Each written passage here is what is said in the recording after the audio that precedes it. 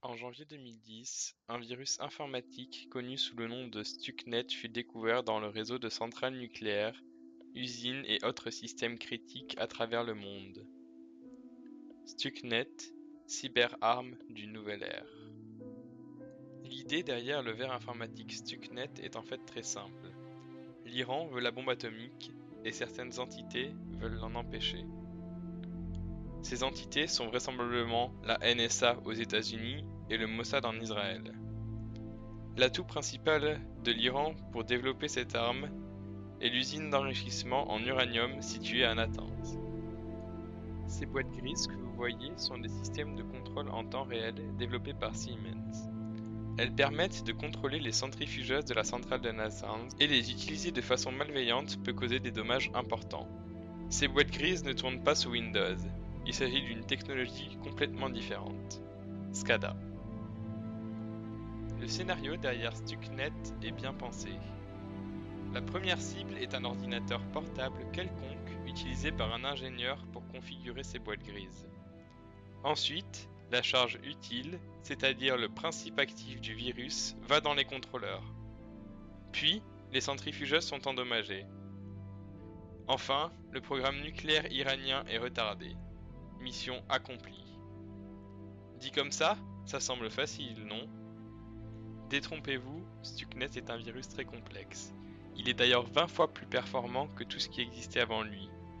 Il est composé de 15 000 lignes de code, d'un langage proche de l'assembleur, écrit par les meilleurs ingénieurs au monde. Intéressons-nous plus en profondeur à son architecture.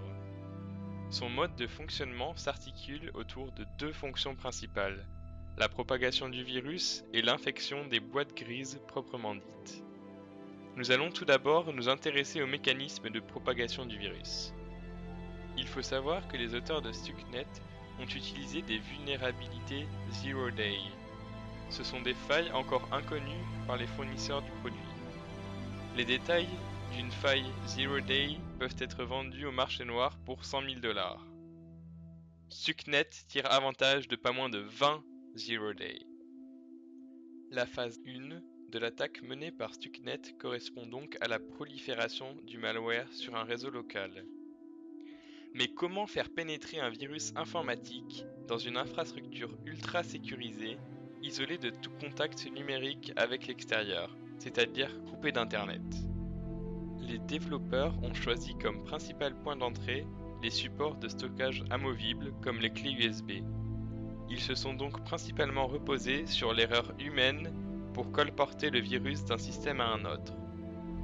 Ainsi, il n'y a plus qu'à attendre qu'un ingénieur peu attentif insère sa clé USB à l'intérieur du réseau pour contaminer la machine. C'est plus précisément le chargement de l'icône de la clé USB qui va lancer l'exécution du virus. Ensuite, une faille exploitant le réseau local des imprimantes va permettre d'infester la totalité de la centrale. Une fois le malware installé, celui-ci va rechercher sa cible. Car, rappelons-le, c'est une attaque ciblée s'attaquant à une configuration spécifique. Ainsi, notre virus se comporte comme un rat de laboratoire auquel on présente différentes odeurs de fromage. S'il choisit des boîtes grises de la centrale de Natanz, il va les manger, c'est-à-dire déclencher l'opération de sabotage. Sinon, il va rester dormant et ne faire que se dupliquer dès que possible. Maintenant que Stuxnet est installé sur la machine cible et qu'il a reconnu les fameuses boîtes grises, il peut entrer en action. La charge utile de Stuxnet est composée de deux bombes digitales, une petite et une grande qui attaquent la même cible, c'est-à-dire les centrifugeuses, sous des angles différents. La petite ogive numérique permet de contrôler le rotor de la centrifugeuse. C'est la partie noire que vous voyez sur le schéma.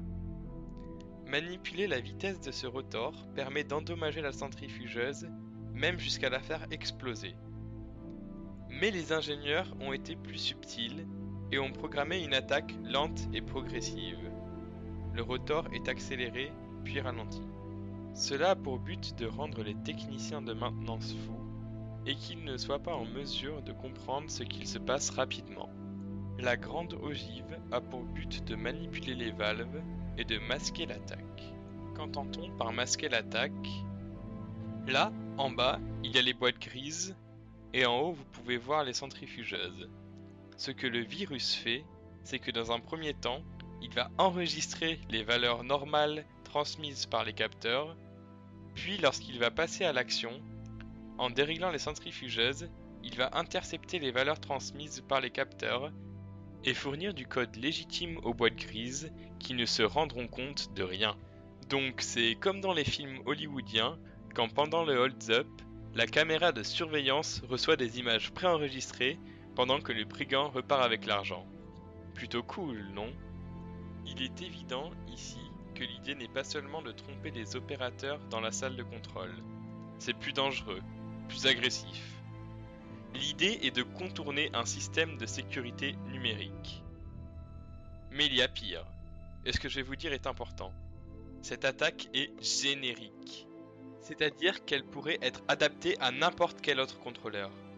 Cela pose notamment des problèmes s'il s'agit de systèmes critiques comme une centrale nucléaire, un missile, un satellite ou un drone. D'autant plus que le code de Stuxnet est disponible en ligne. C'est une arme open source. Malheureusement pour nous, le plus grand nombre de cibles pour de telles attaques n'est pas au Moyen-Orient. C'est en Europe, aux États-Unis ou encore au Japon. Donc sur la carte, toutes les zones en rouge sont les environnements riches en cibles. Nous devons faire face aux conséquences et nous ferions mieux de commencer à nous y préparer dès maintenant, car c'est une cyberarme de destruction massive dont nous parlons.